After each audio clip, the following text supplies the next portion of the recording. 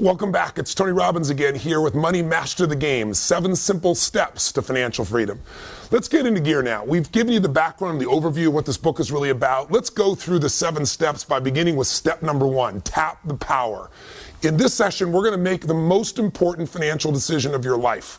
And it's not a decision you might think it is. In fact, most people think that the way you get free, financially free or wealthy, is you get this big score. Somehow I'm going to make a bunch of money, or somehow I'm going to make this investment in Apple and it's going to triple, and that's what's going to make me wealthy. But all the research shows, in reality, people who earn huge sums of money rarely keep those huge sums of money. And very few people really get to the number that they're really after when they're trying to make that big score. And so I really want to show you a much simpler way.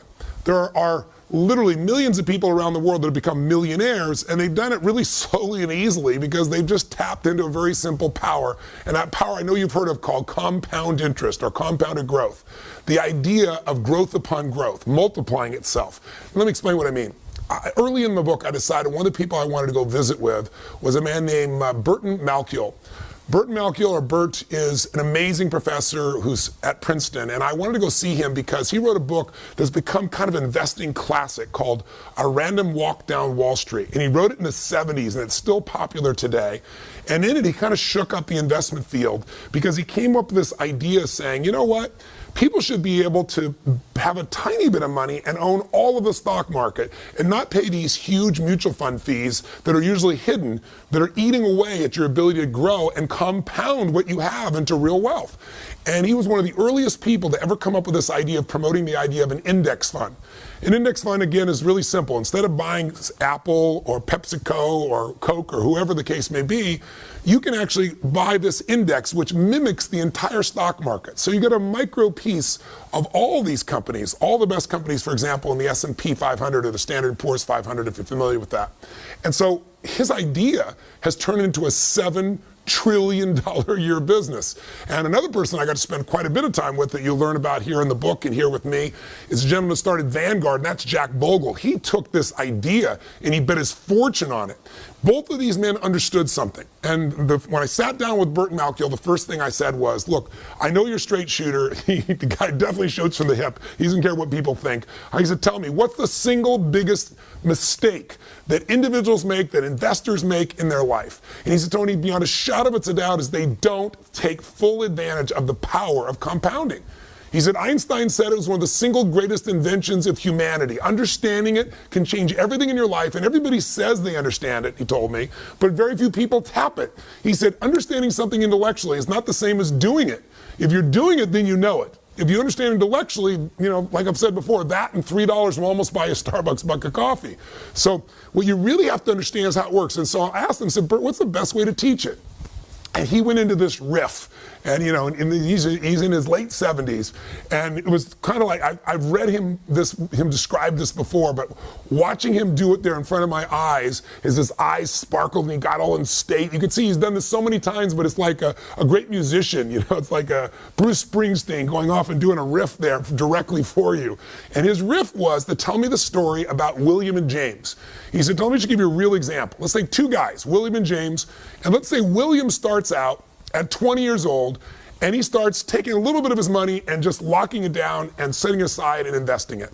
Let's say he takes $300 a month, $4,000 a year, and he puts that aside and he doesn't touch it, and he puts it in the stock market, and let's say over time he averages 10%, and let's say he does it in an index fund, so he's not being taxed continuously, so it grows tax-free until the time he's going to take it out.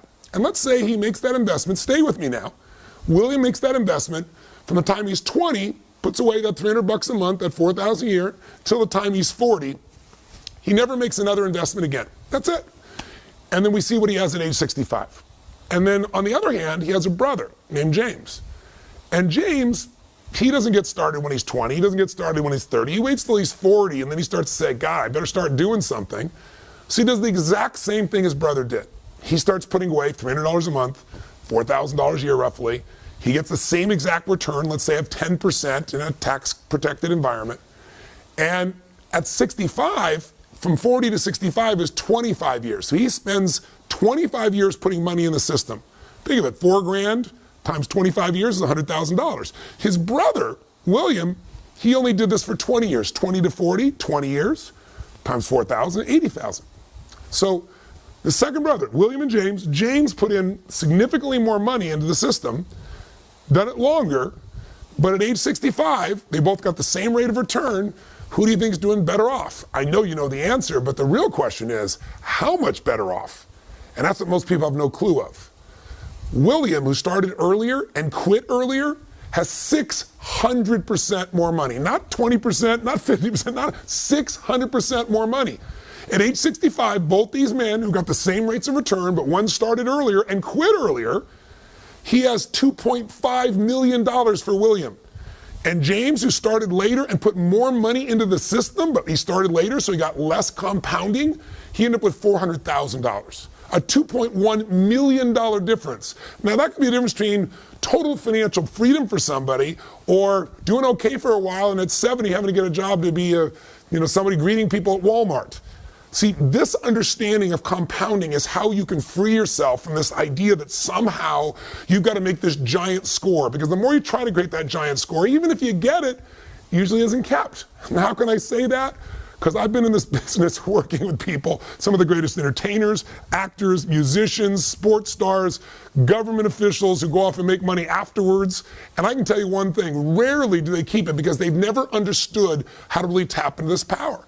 And I'll give you one more example because Bert gave it to me at the time. He said Ben Franklin, when he was living alive, there were two cities that were kind of like sister cities for him. And it was Philadelphia and Boston.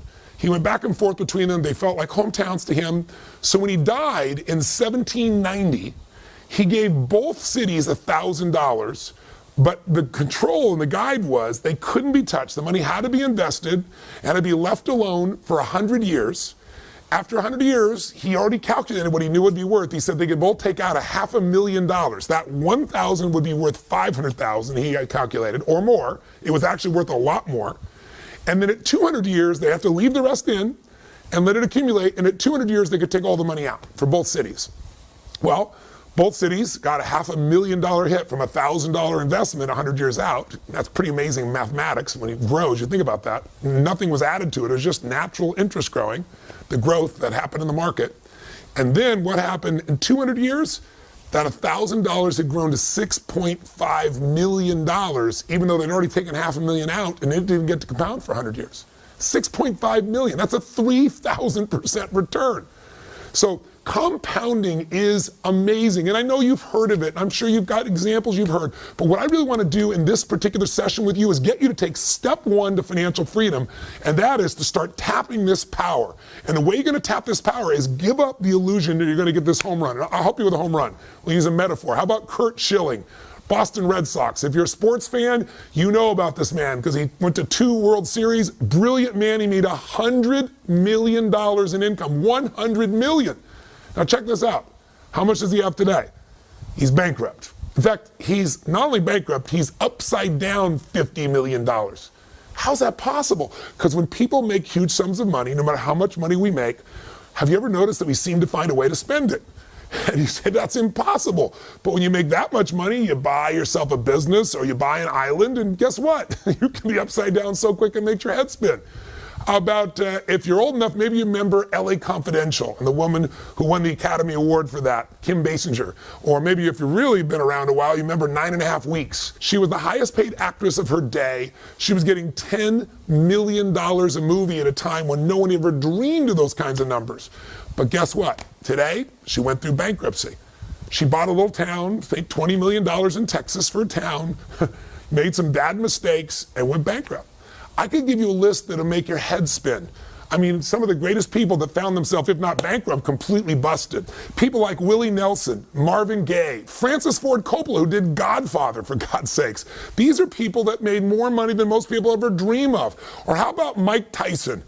Mike Tyson made $500 million in prize money. He actually earned $500 million and then went bankrupt. In fact, he was upside down $27 million. Michael Jackson reportedly had a contract for almost $1 billion, and he couldn't make the payments on his ranch, the Neverlands Ranch, of $25 million. And after he's passed away, people have made a fortune, like a lot of artists. But at the time of his death, things are pretty rough. So it doesn't matter how much money you have. In fact, most people describe what happens with, let's say, a fighter, even somebody as brilliant as Money Mayweather, brilliant guy, unbelievable fighter. But if you talk to nobody less than 50 Cent, his former friend and partner, he said, let me tell you what he does. He goes out and he fights, he gets the money, he spends the money, and then he fights. He said, and he carries around a Louis Vuitton bag full of literally $1 million in cash, just in case anything special happens he wants to take advantage of. So God forbid if something happens to this man and his ability to fight, he could be in real trouble. We can't do that. And it's easy to make fun of somebody else and go, well, look at what they're doing. But don't most Americans really, instead of fight, say work, earn the money, spend the money, work? That cycle is the worst cycle on earth, and that's a cycle I want to get you out of right now, today, by tapping the power and making step one the most important investment decision in your life. So what the heck is it? Well, what if you decided that you were no longer going to be a financial trader? What are you talking about, Tony? I'm not a financial trader. I don't invest in stocks. I don't do that stuff all day long. Most Americans are financial traders, even though they don't think of themselves that way. Why? Because if you're trading time for money, you're making the worst financial trade in the world.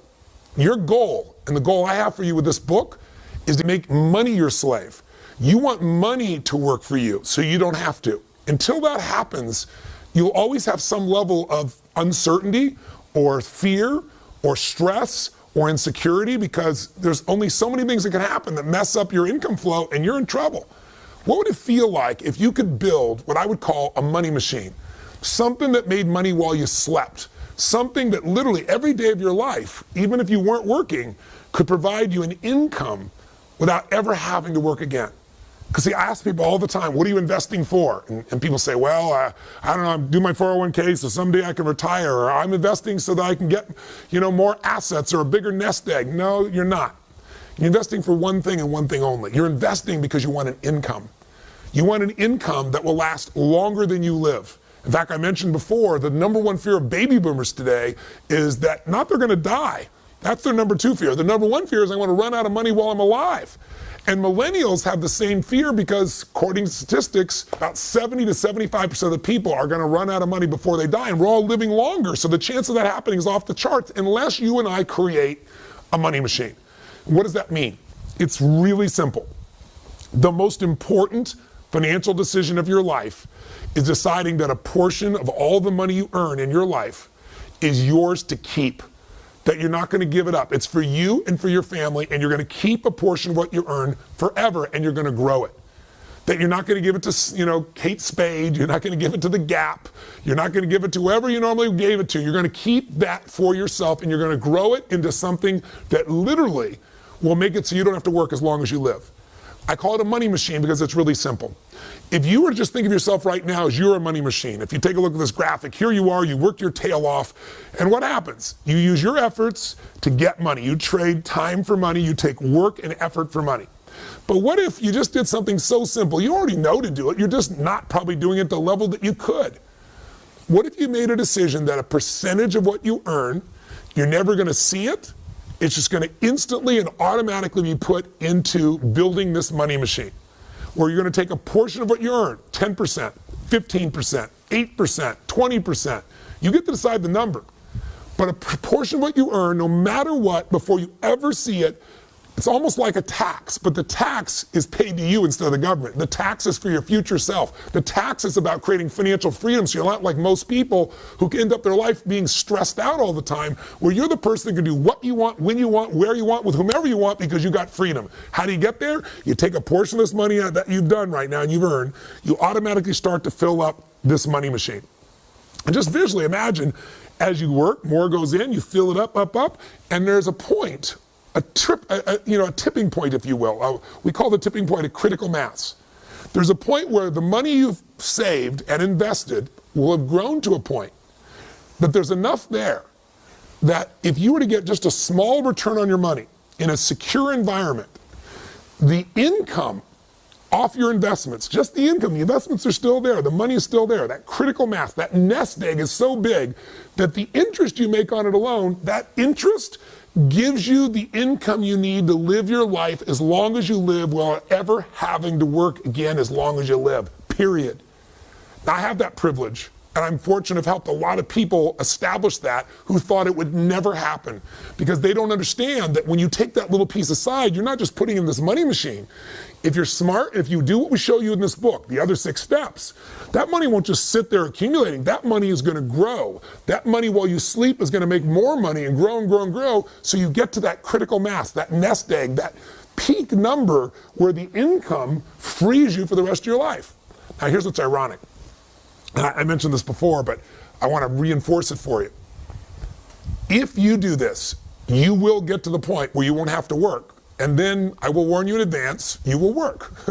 And the reason why is because the secret to financial freedom is not having to work. It's not working. The idea that you don't have to work frees you up. Us as human beings, we have to do something to be productive or we go crazy. I can't tell you the number of people that I've met who've hit the jackpot and then they don't do anything and they're depressed or they're frustrated or they're bored out of their mind. You just want to make sure that what you do with your time is what you love, that it's your passion. And if your passion is your work, you'll work more.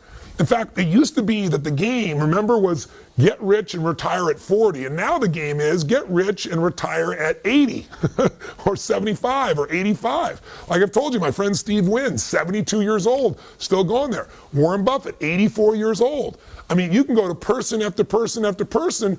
The people who make the most money, people who make more than $750,000 a year, the vast majority say they'll never retire, or if they retire, it'll be in their late 70s.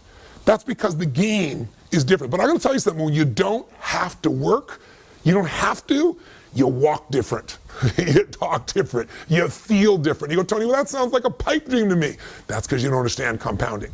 Because you're looking for that big score that hopefully someday you're going to get, when really, truly, if you were William and not James, and you took a little bit of money and set it aside, and you just let that grow through time, you can have millions of dollars for yourself.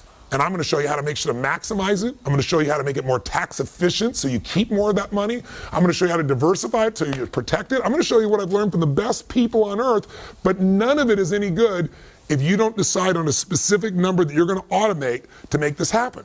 Now, I know when I say this, a lot of people say, well, how much? Well, the minimum should be 10%. And ideally, in the world we live in today, if you're 40 or above 45, you should be looking closer to 15% because you have less time to use compounding. So you got to load the system with a bit more. And first thing you'd say, I'm sure many people is, are you kidding me? I don't have that kind of money. I'm spending everything I have right now to keep my credit card bills going, to keep myself going. Everything I earn, I spend. That'll always be true. It doesn't matter how much money people make. Trust me, I've been there myself. You know, I went from barely surviving, trying to figure out what to do, to earning extremely well, and then barely surviving because I overspent. And I mean, it's just the nature of human beings. Our vision gets bigger, we have more resources. But if you will draw a line in the sand and you don't have to think about it. The thing that Burt Malkiel told me, he said, Tony, the secret to it all is you got to pick that number, and then you don't change it. It's like a tax, and you don't see the money. We'll show you how in the book here. You automate it so that money is taken out immediately. If you run your own business or you go to work somewhere and they raise our taxes by 5%, 8%, 10%, you're going to hate it. You're going to be mad as hell, and it's still going to get paid. That's just the way we are as human beings. So why not create a freedom tax? And it's really not a tax at all. What about a freedom gift? I call it the Freedom Fund. What you want to do is decide right now, what percentage, and by the way, I'm going to mention one thing. You might say, well, Tony, I'm already doing this. I'm already contributing my 401k. Then I want you to decide right now, and I'm going to show you how to maximize your 401k. I'm going to show you how to get rid of the fees in your 401k. They're eating up your compounding. You're compounding fees if you don't know what you're doing in this area. But if you're already doing this, I want you to pick a number right now that you might increase to. And before you pick the number, whether it's 10 or 15 or 20, whatever that number is, you're going to want to decide it and not change it, other than increase it maybe in the future. And you're going to make it automated so that money goes into your Freedom Fund. Not a savings account, a place where you're going to be investing that money and growing it till it hits a critical mass that throws off the income you need so you never have to work again. So you have that true financial freedom. So if you're saying, well, Tony, I don't know how I'm going to do this, let me give you 2 pieces to help you think about this. I could name dozens of stories or examples of people that I've met over the years who started with nothing and became wealthy because they just took a little piece off and forgot about it and let it grow and grow and grow and grow. But I'll give you one of my favorite examples, Theodore Johnson. This is a man who never made more than $14,000 a year in his entire lifetime. He worked for UPS, and he only did one thing different than most people. At late stage of life, in his late 80s, he's worth $70 million. He did not inherit any money. All the money came from compounding $14,000 a year. How did he do that? He committed to one thing. He decided 20% of all he earned was going to be set aside. Every check, every bonus, every situation, 20%. There was no excuses. He'd have to find a way to do things differently, earn money other places, but that 20% was sacred. And it compounded over a lifetime for him and gave him $70 million. In his late 80s, he donated $35 million away, still had $35 million, and guess what? Never made more than 14 grand. I mean, there's no excuse. When you understand the power of compounding, it's game over. But you gotta get beyond your knowing what it is to acting, and that's really what I'd like you to do right now. So right now, why not make a decision right now in this moment and say, this is what I'm gonna do. I'm gonna stop trading time for money. I'm gonna make money work for me. I'm gonna make money my slave, and I'm gonna make a decision right now that no matter how hard it may seem in this moment, I'll get used to it. I've got to decide a number that I'm gonna set aside, and that number's not gonna move, and I'm gonna automate it. What is that number for you? Is it 10%? Is it 15? Is it 18, 20? Is it, gosh, I gotta at least start with 7? What's the number gonna be? Make a decision right now. And if you already have a portion that you're putting aside, it's only gonna get you so far. Make a number larger now. That'll be the decision, the most important financial decision in your life, because investing can only be done with the capital you set aside. And if you wait to have a bunch of money to invest, you'll lose all the years that little bit of money could have been compounding and going crazy. Compounding is the ultimate power. Tap that power right now by making your decision. Have you made it? Write it down. You know, when you think of something, how it goes out, write it down. Drop it right now into your planner, send yourself an email with that in the headline. What are you gonna do right now so you lock it in your head? And so you lock it in your life. And then the question is, how do you go about automating that? Just open the book, chapter 1.3. It'll walk you through how to do it. You can go to Schwab, you can go to TD Ameritrade. There are a variety of people that can automate it, so it takes right out of your check into holding place. You say, well, then where will I take that money? Where will I invest that money? Those are the steps to come. First step is get in the game, and the only way you're gonna be able to get in that game is start to tap the power by automating. Now, if you're sitting here right now saying, Tony, all this is well, and I've heard this before, I know compounding, then, you know, but I just don't have any money to invest. What am I gonna do? Then I'd like you to tap into the power of behavioral economics. One of the things I did when I wrote this book is I said, okay, people are gonna know. Some things we're gonna talk about, like what we're talking about right now, is frankly common sense. But common sense is not too common. Have you noticed that? People know it, but they aren't doing it. So I said, I want to get people to do it. So I went and met with a whole series of Nobel Prize winners of behavioral economics. And the behavioral economists are guys that spend their entire life, and women, focusing on what is it in human nature that makes us screw up financially? And what technique can we use to get beyond our minds so that we don't need discipline and we automatically get the right results? What these behavioral economics experts do is they basically study the human brain and human nature, and they try to figure out what is it in our nature, the way the human brain works, that makes us make the wrong decisions when it comes to finances. And one of those things has to do with the fact that, you know, we want these things, we give more value to things that are immediate than in the future. Like what is in front of you right now seems more real than 10 years from now, even though 10 years from now you're gonna get there, and if you don't do something now, it's gonna be painful. And so a lot of these experts have figured a way to get around your own nature with these little behavioral tricks. So it doesn't take discipline to make it happen. So for example, Shlomo Benartzi, who's from UCLA, and Richard Thaler from Chicago, both came up with a brilliant system called Save More for Tomorrow. Let me explain how it works. So if you right now say, Tony, I know I've got to save. I know I've got to I've got to start tapping the power of compounding, but I'm spending every dime I have and there's no way out. First, bullshit. I'm sorry, but I just gotta say bullshit. You can find a way. If it's your entire life and future depends upon it, don't accept that. We all get what we tolerate. There's a way to find it. There's something to cut. There's something to create. There's some way to add more value. We'll get to that later. But with this system, what they said is, look, if I said to you, next week we're gonna meet and we're gonna have this meeting Would you like to have some fresh fruit or would you like to have chocolate cake? When they do this research with students, about 80% of the people say, no, I'll have some fresh fruit, especially in an environment that is somewhat health-oriented and so forth. But when they get to the meeting a week later, exactly the opposite, 80% reach for the chocolate, the chocolate cake. So it's always easy to diet in the future. And similarly, when I say you got to take some money today and invest in it, your brain says, oh, I don't have any room for that, there's no time for that. So what Shlomo and his partner Thaler did is they said, what if we let people save more tomorrow? What if you said to people today, make a commitment today that when you receive your next raise of any sort, that raise will then be put aside for savings in your freedom fund and to building your financial future. And interestingly enough, most people are saying, I'm willing to do that. I can't do it right now, but I'll do it in the future. And as a result, if you do this program, and I explain it in the book in more detail, but just the highlight note is you can go to your HR department and you can let them know. For every raise you get, you're going to take out X percentage. I'll give you an example. They took a group of people in the Midwest who were blue-collar workers with no room to be able to save. These are people that said there's no way. So both Shlomo and Thaler together said, you got to save 3.5%. Anybody can save 3.5 cents out of $1. You've got to do that. So they all agreed. They said, but then you're also going to be used to this formula of save more for tomorrow, which means every time you get another raise, another 3% or 3.5% is going to be set aside. The most crazy thing happened. This group of people went from saving nothing or 3.5% to saving 14% on average. Now, when you start saving 14%, it's a different universe. You're going to start compounding. Get this, 65% of these blue-collar workers who never saved anything in their life were saving 19%. Now, when you start saving almost 20%, that's what made this man with $14,000 a year end up with $70 million. That's the power of compounding activated. So here's what I'm going to say to you. There is a way. And if you say, Tony, well, but there isn't. Okay, I'll agree to do this in the future, but what if I don't get a raise?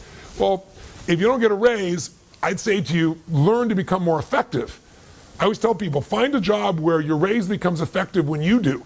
Either own your own business, get yourself in sales, do something where you have some control, or start a little business on the side. We can talk about those things later, but for right now, let's pretend you can't get any more money anywhere. How could you still do it? You can save and get that money to invest. Save something you're spending money on. How about this? Take one night a week and don't go out to dinner. Order a pizza in, watch a movie at home instead of going out to the movies. You'll save at least $40. In the world we live in today, probably a bit more than that. If you save $40 a week by just having a pizza, not going out for dinner on one of those nights, or not going out and spending that money, $40 a week sounds like so small amount. But if you took that money and you put it in your freedom fund, and you grew it at 8%, and we're going to show you some people, for example, in this book, who've averaged over 75 years closer to 10%, and with very little risk up and down. But let's say you averaged 8%, and you left it in there for 40 years. You know, you're 20 years old, you're 25 years old, you're 30 years old even, plenty of time. Do you know what that money turns into? $40 a week? That's almost $2,000 a month. At 8% compounded, turns into $500,000 by itself. See, the money's going to get spent. The only question is, are you going to compound it in something real, or are you just going to throw it away? The real goal in step one here, tap the power. If you want to say, what's the first step of these 7 steps that are going to get you financially free? You tap the power by stop being a consumer and start to become an owner. That's what you are when you decide to invest. You become an owner in American business or world business. And when you own businesses that are growing, you get to grow with them. And as they compound in their value, you get to compound what you have in your ownership of them as well. So you got to become an owner, and you've got to become an investor, and the only way you can do that is decide on percentage you're going to set aside.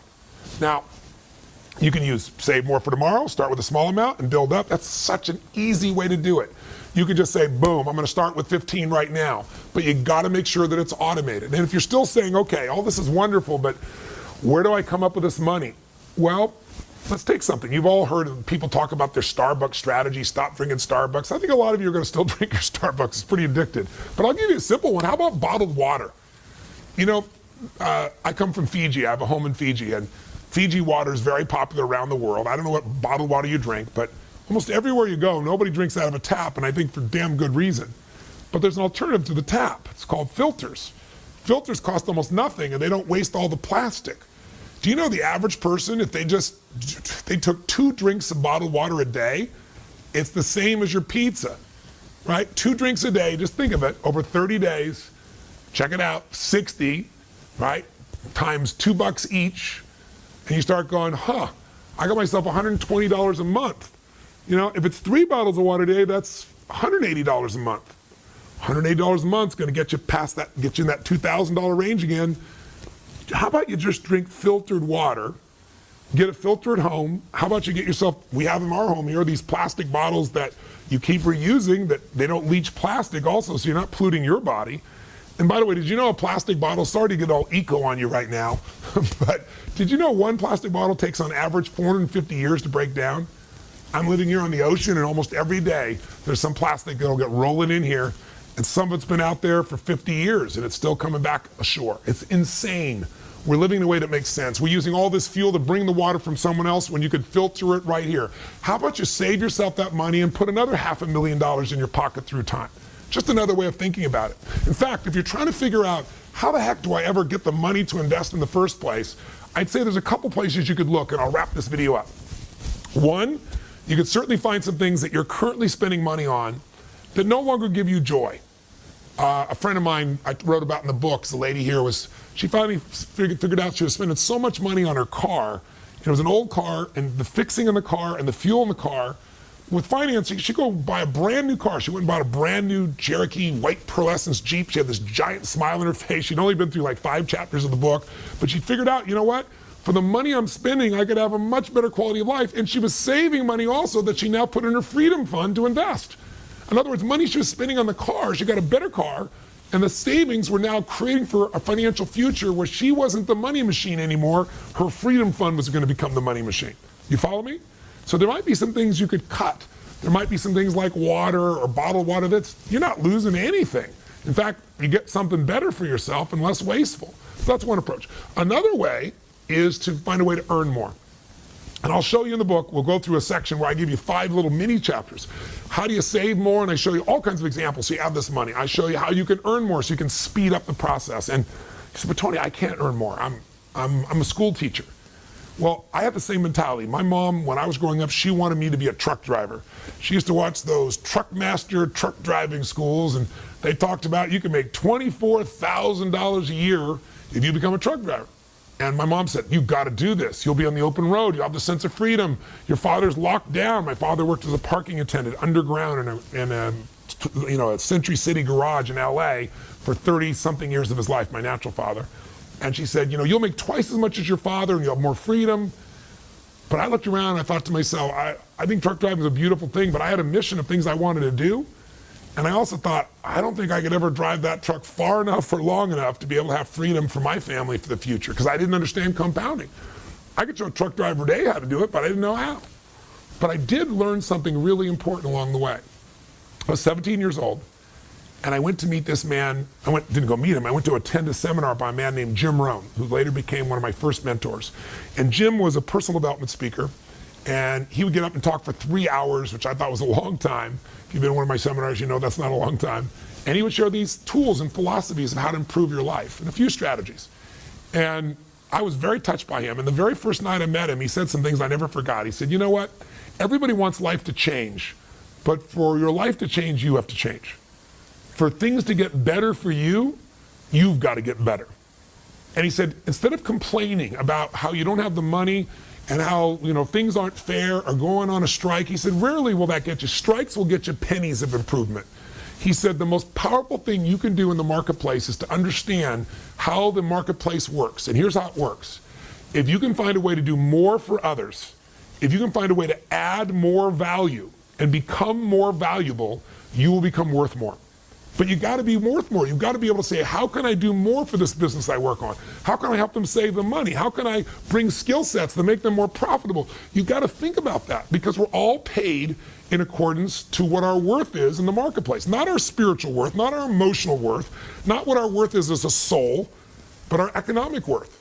See, in the world we live in today, there are people that make $7 an hour, and there are people that make $3.5 billion a year. I'm not saying one is better or worse, but I'm saying one has a lot more choices. Now, why? Because if you go to work at McDonald's and you're working fast food, you're going to make about $7.75 an hour currently. I just looked it up. Crazy. It depends on where you live in the country, but $7.75.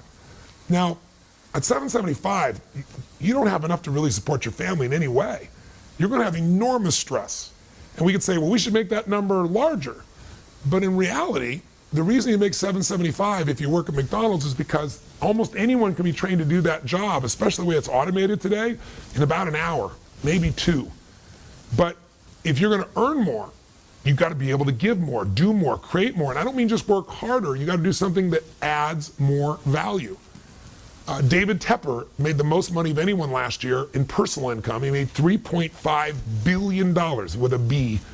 And that's because he's a hedge fund guy. And we live in a world where the majority of people are putting their money in a bank where they're getting virtually no money, or maybe 25, a quarter of 1%, maybe 1%. And this man got people invested with him a 40% return.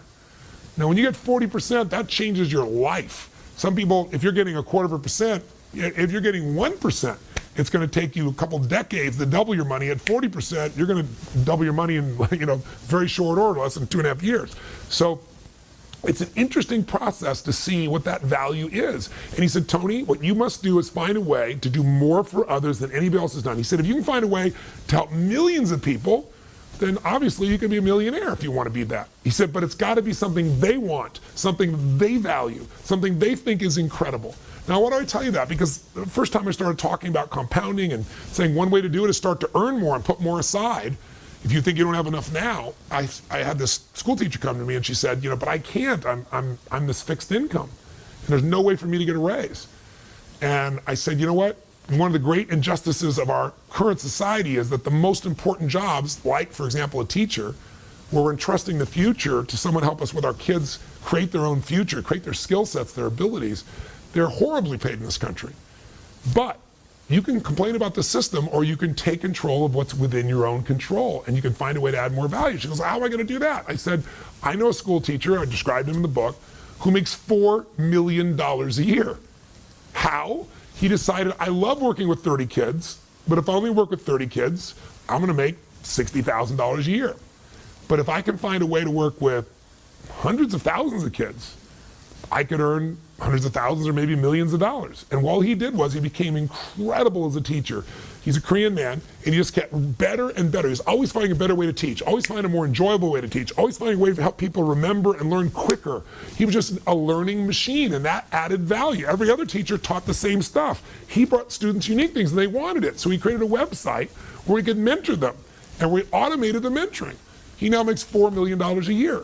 So I'm just saying this to you not to say you have to make $4 million a year, but my bet is with some creativity, you could come up with something that could bring you an extra $300 a month. And $300 a month, invested over time, could easily bring you $1 million just based on the math and types of returns I described to you earlier. Not a bad thing. If you found a way to do something bigger, all the more power to you. I got a chance, I was on the Today Show one day, and they called me up and they said, we got Warren Buffett, and we want to have you on, and we're going to have the woman who is the youngest female billionaire in the world. And she has this company called Spanx. And I said, what is Spanx? And if you're a woman watching, I'm sure you're smiling, laughing. He doesn't know what Spanx is. Most men don't know what Spanx are, but I guess it's kind of an undergarment that women use to help them effectively shape their body under a dress. This woman, she had no idea how to become a billionaire. It wasn't even her goal to be a billionaire. She just wanted to solve a problem that a lot of women have. And she was on her way to a party, and she cut some pantyhose up and created this little device, and then she thought it was a great idea, and everybody said it was stupid. And she tried and tried and tried and heard no, no, no, and she just wouldn't give up. And then finally she got someone to make some, and then she sold some, and then she eventually got on Oprah. And now Spanx is a multi-billion-dollar business, and she's the youngest female billionaire in history. So I want you to know there's a range from school teachers to this one was working at Disneyland. There are people that might want to make $100, $500, $1,000 more a month. And if you find creative ways to earn more by giving more, by creating more, the answers are there. I just want to get you going. I've got a whole chapter on this, but what I don't want to leave this section with you doing is thinking, I can't do this. And I'll just give you one last one. Another way you get the money to grow your financial future is keep more of the money you have. So I've got a whole chapter here in the book on really, it's the secrets of the ultra wealthy that you can use too.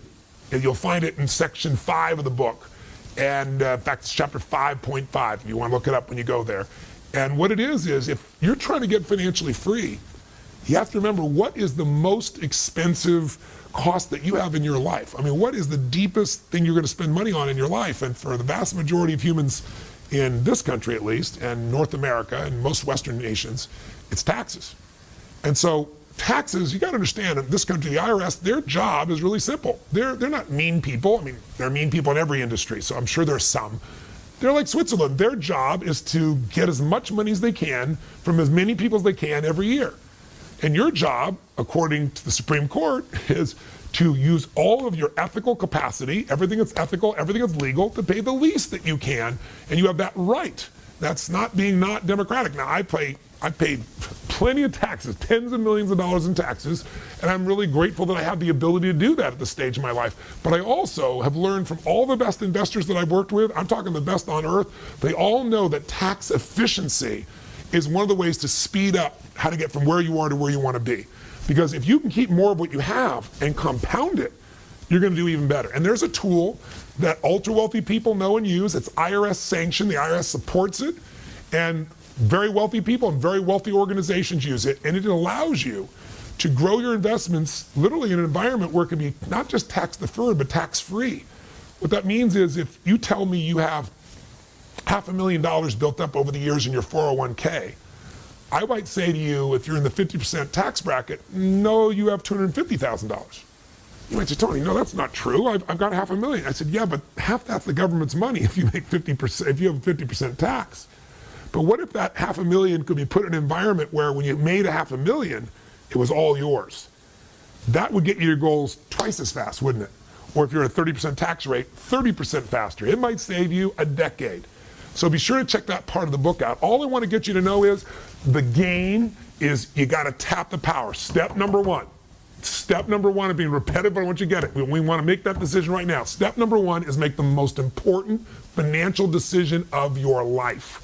Decide right now, what percentage are you going to keep for your family forever? What percentage of your money are you going to set aside, automate, and make sure you put in a freedom fund that you're going to start to invest and build into something that will eventually provide that income for you where you never have to work again as long as you live. You only work because you want to, not because you have to. Sound exciting? Well, as simplistic as it is, I'm sure part of your brain's going, well, okay, I'll do that, but where am I going to invest? Where am I going to put this money? That's coming next. But first, you got to make the first step. So let me turn this video off. Either pick up the book, read the details, or call Fidelity or Schwab, or go online and find a way you're going to just automate deducting. What's the number? Don't change it. If you already got a number, increase it. Is it 10? Is it 12? Is it 14? Is it 15? Is it 20? Is it at least 7 or 8? And then what are you going to do to grow it through time? All right? Hope I got your attention. The power of compounding will give you real wealth, not just going for a big hit. And hey, by the way, if you get a big hit and you're smart, you'll throw a bunch of it into your freedom fund. You'll just get there faster. Thanks for watching. Look for my next video in a couple of days.